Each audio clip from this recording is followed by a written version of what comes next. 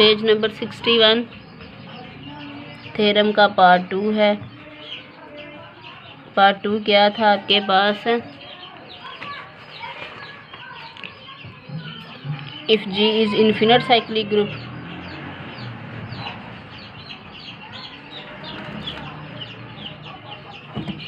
अगर G एक infinite cyclic group है, then A and A inverse are the only generators.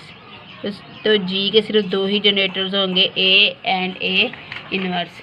तो A और A इनवर्स ही सिर्फ आपके पास G के जनरेटर्स होंगे, ये आपने शो करना है। G आपके पास क्या है? इन्फिनिट साइक्लिक ग्रुप है जनरेटेड बाय A। हम कहते हैं कि A के जो है एक और जनरेटर है, B अनदर जनरेटर। हमने खुद ही सपोज कर लिया कि A के जो है एक और जनरेटर है G का, एक और जनरेटर है G का। तो इसका मतलब है कि फिर G का हर एलिमेंट जो है वो इसकी पावर्स की फॉर्म में लिखा जा सकता है। तो इसका मतलब है कि फिर A, ये भी तो G का एलिमेंट है, ये A भी इस A की पावर्स की फॉर्म में होगा, क्योंकि G के हर एलिमेंट ने A की पावर्स की फॉर्म में होना है। तो A भी फिर A की पावर्स की फॉर्म में होगा। A की power 1 is equal to A की power km, it means km is equal to 1।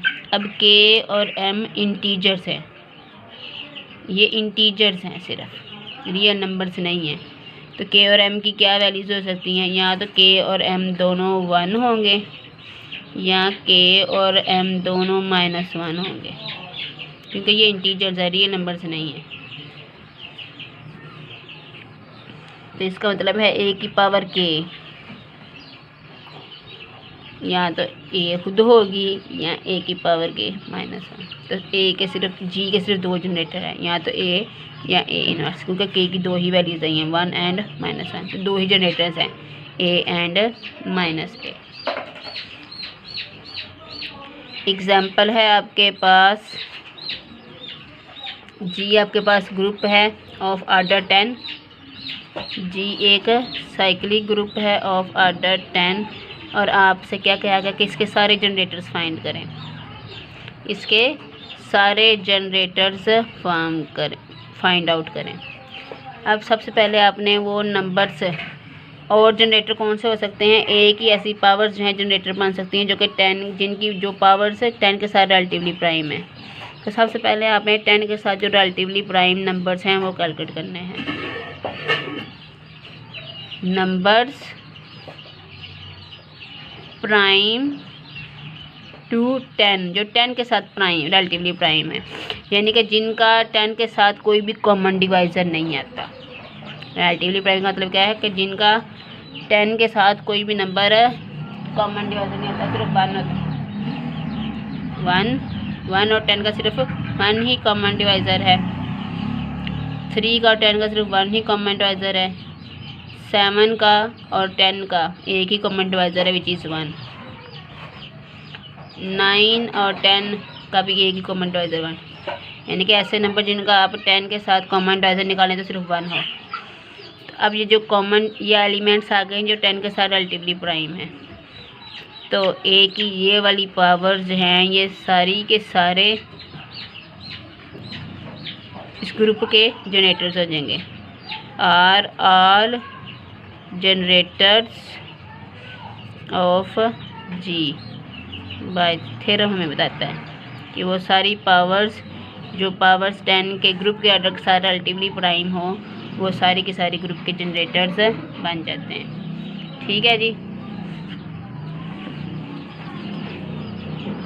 Remark है आपके पास, if a cyclic group has only 1 generator then it has at most 2 elements.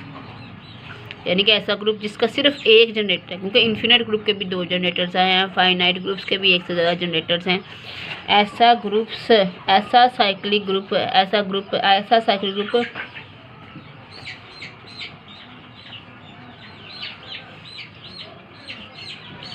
which has only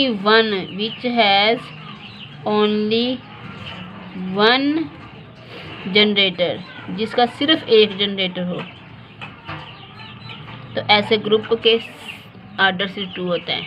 तो ऐसे group के पास ज़्यादा से ज़्यादा एट मोस्ट ज़्यादा से ज़्यादा 2 एलिमेंट्स, एट मोस्ट यानी कि एक एलिमेंट भी हो सकता है, ज़्यादा से ज़्यादा 2 एलिमेंट्स होते हैं। देखो बेटा, ये दो जनरेटर्स आपके पास ग्रुप के होते हैं, ठीक है। बी जनरेटर्स ऑफ जी। अब उन्होंने कहा कि सिर्फ एक ही जनरेटर है, इसका मतलब ए जो है वो ए इनवर्स के बराबर है। इसका मतलब ए dot A is equal A inverse dot A का स्क्वायर इज इक्वल टू ई।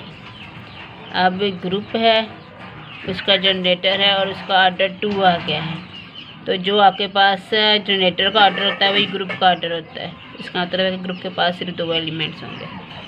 जो आपके पास जनरेटर का ऑर्डर होता है वही ग्रुप का ऑर्डर होता है। इसका मतलब है कि ग्रुप के पास सिर्फ 2 एलिमेंट्स।